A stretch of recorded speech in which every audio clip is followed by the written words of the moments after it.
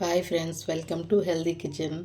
ఈరోజు మనం ఈ వీడియోలో టమాటోతో అలాగే గుడ్డు ఉంటే మనం పులుసు పెట్టుకోవచ్చు.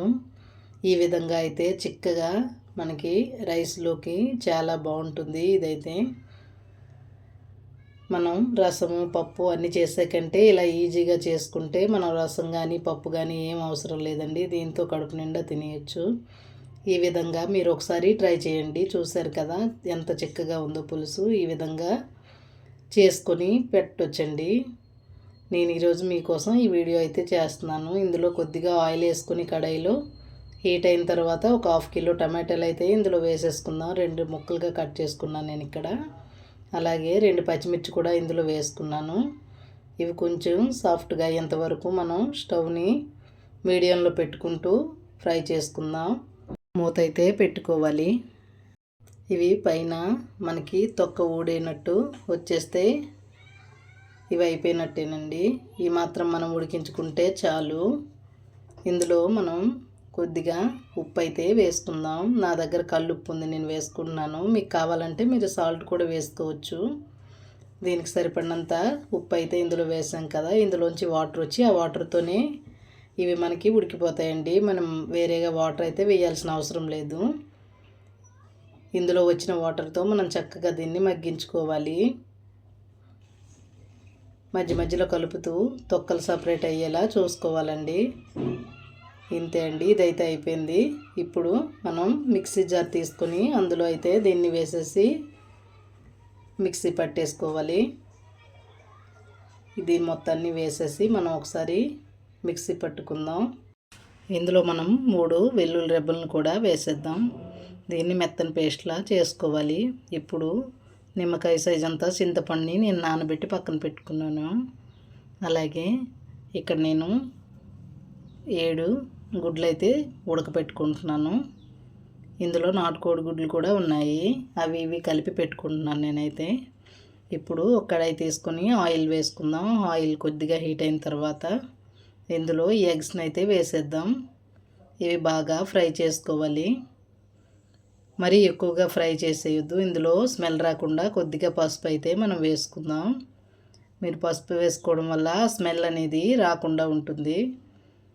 ఇవి కొద్దిగా ఫ్రై చేసుకోవాలి. మరీ ఎక్కువగా ఫ్రై చేసేయొద్దు. కొంచెం ఫ్రై అయితే సరిపోతాయి.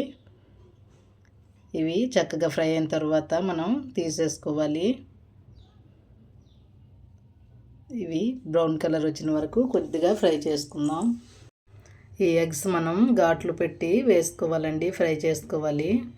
చూసారు కదా, ఈ విధంగా అయితే మనం ఘాట్లు పెట్టుకుంటే మొత్తంగా ఫ్రై అవుతాయి. అలాగే జ్యూస్ కూడా దానికి బాగా పడుతుందండి.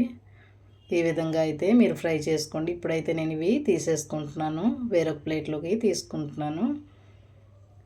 ఇదే ఆయిల్లో మనమైతే మళ్ళీ తాలింపు అయితే వేసేసుకోవాలి.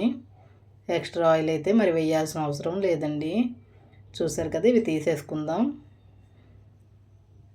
ఈ విధంగా వేగితే చాలండి, మరి ఎక్కువ వేయించొద్దు. ఇప్పుడైతే మనం 2 పచ్చిమిర్చి అయితే ఇందులో వేసేసుకుందాం. అలాగే ఒక రెమ్మ కరివేపాకు, కొద్దిగా ఒక 1/2 టేబుల్ స్పూన్ అల్లం వెల్లుల్లి పేస్ట్ అండి.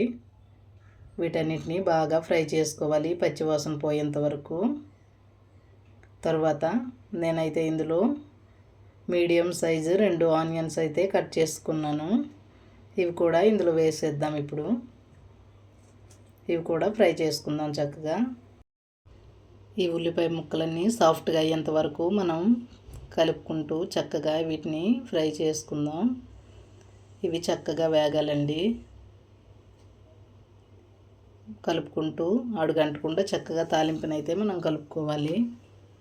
ఇప్పుడు ఇందులో మనం ముందుగా చేసి పెట్టుకున్న టమాటోని అయితే వేసేసుకుందాం. మనం మిక్సీ పట్టి పెట్టుకున్నాం కదా, దీన్ని ఇందులో వేసేసుకుందాం.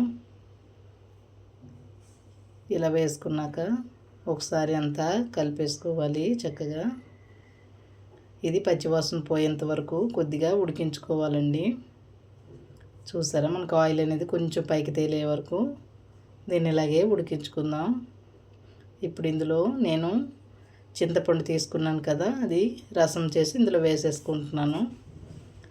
ఈ చింతపండు నానబెట్టింది జ్యూస్ చేసి వేసుకుందాం. ఒక నిమ్మకాయ సైజు చింతపండు అయితే సరిపోతుందండి. మీకు పులుపు ఎక్కువ కావాలంటే మరి కొంచెం వేసుకోండి, వద్దనుకుంటే తగ్గించుకోవచ్చు. ఇదైతే కాసేపు ఉడకనివ్వాలండి. ఇలా ఉడుకుతూ ఉంటే మనం తగినన్ని వాటర్ అయితే ఇందులో వేసేసుకోవాలి.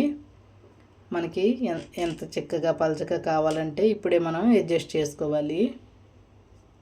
ఇందులో మనం ఇప్పుడు కొంచెం వాటర్ అయితే వేసుకోవాలి. తగినన్ని నీళ్ళు పోసుకొని మరిగించుకోవాలి. పులుసు అనేది బాగా మరగాలండి. ఇది మరిగేటప్పుడు మనకి మంచి స్మెల్ వస్తుంది. ఇందులో తగినన్ని వాటర్ అయితే పోసేసుకుందాం.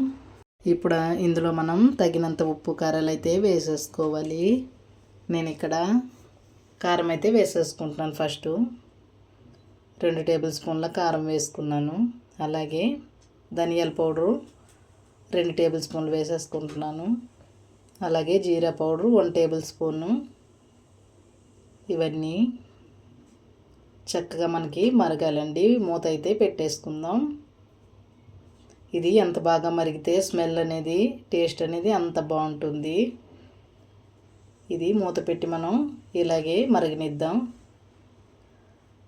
చూసారు కదా, ఇదైతే దగ్గర పడుతుంది. ఇప్పుడు మనం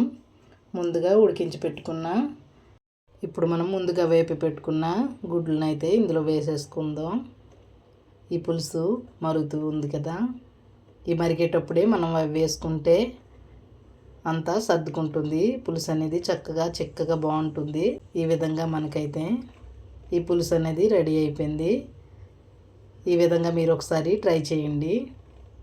మనకి ఎంత చిక్కగా ఉంటే ఈ పులుసు అనేది అంత టేస్ట్ బాగుంటుంది. మనకి టైం తక్కువ ఉన్నప్పుడు ఇలాగా ఈజీగా అయితే మనం చేసుకోవచ్చు. కూర చారు అన్నీ వండుకోవాల్సిన అవసరం లేదండి. దీంతోనే మనం చక్కగా తినేయచ్చు. అలా చేసుకొని ఈ విధంగా మీరు ఒకసారి ట్రై చేయండి. మీకు ఎలా వచ్చిందో నాకు కామెంట్ చేసి చెప్పండి ఫ్రెండ్స్.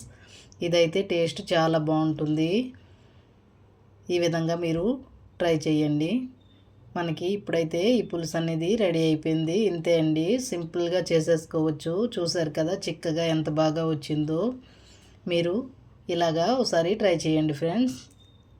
నా వీడియో కనుక మీకు నచ్చినట్టయితే లైక్ చేయండి, షేర్ చేయండి, సబ్స్క్రైబ్ చేయండి friends. Thank you for watching friends.